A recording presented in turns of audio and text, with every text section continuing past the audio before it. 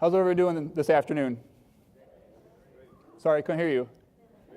There we go. That's what I like to hear. Yeah.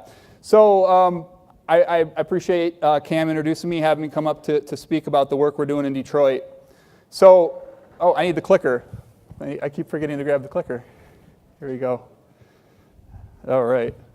So Detroit, over the last 50, 60 years, as many of you know, has gone through a crisis of depopulation, decapitalization, deindustrialization.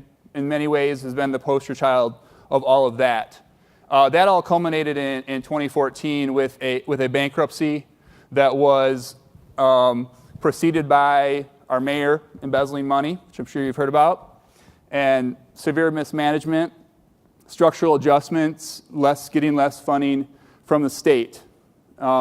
Number of other catastrophic events to the city. As you might imagine, that has not engendered trust between the city and the citizens. And this is emblematic. It was emblematic even in the bankruptcy negotiations, where pensioners were pitted against the art collectors, were pitted against creditors. So it was a very divisive process. So we needed a way to, how could we rebuild that trust with citizens? Especially, this is the new rendering of the building that will replace the Hudson's building that was imploded several years ago. And so there's a big narrative that happens frequently in the city now about two Detroits. We have two Detroits. We have the downtown, gleaming midtown area where there's jobs and growth, and then we have the neighborhoods. And so rebuilding trust with the neighborhoods is such an essential part of what I do and what our open data program needs to do. And so that's what I want to talk to you about today. So in my mind, there's two main ingredients of how government rebuilds trust with its citizens.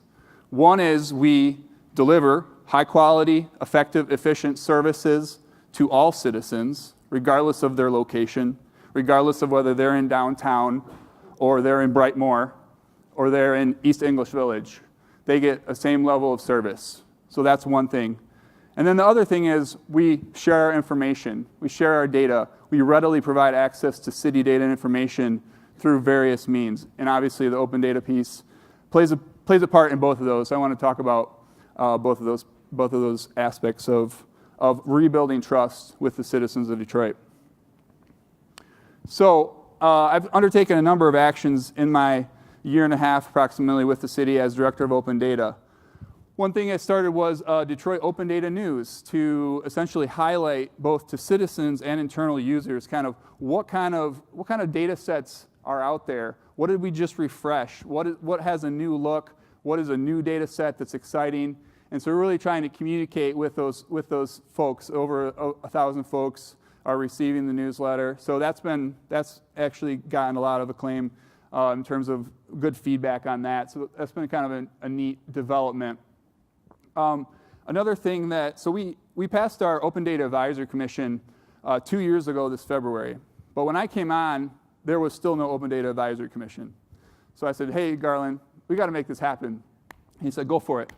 So now we have 8 members. We're adding 3 more, representative of community folks, universities, the technology community, and they're really helping us to understand and get better feelers out for what kind of data sets should we be prioritizing, what kind of metadata do we need to have on this data and information.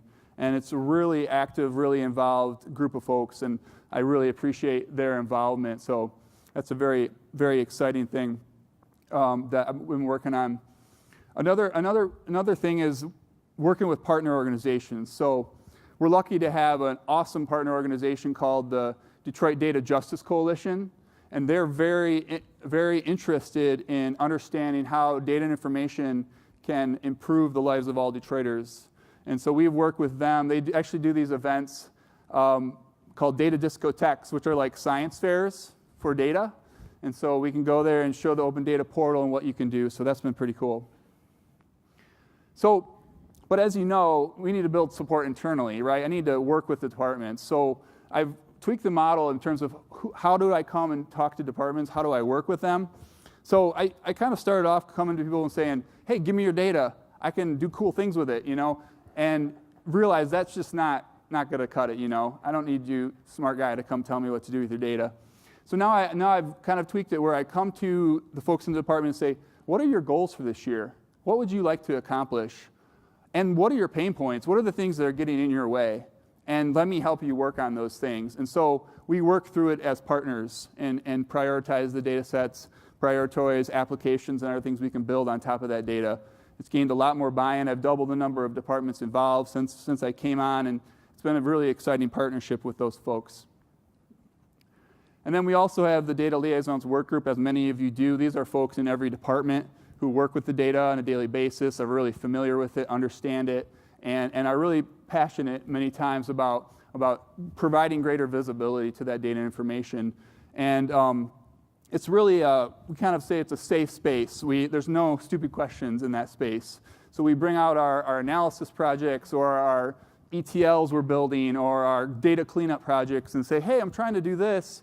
Do you have any good ideas of how we can do that? So that's been a really a great space to network and do some informal data governance.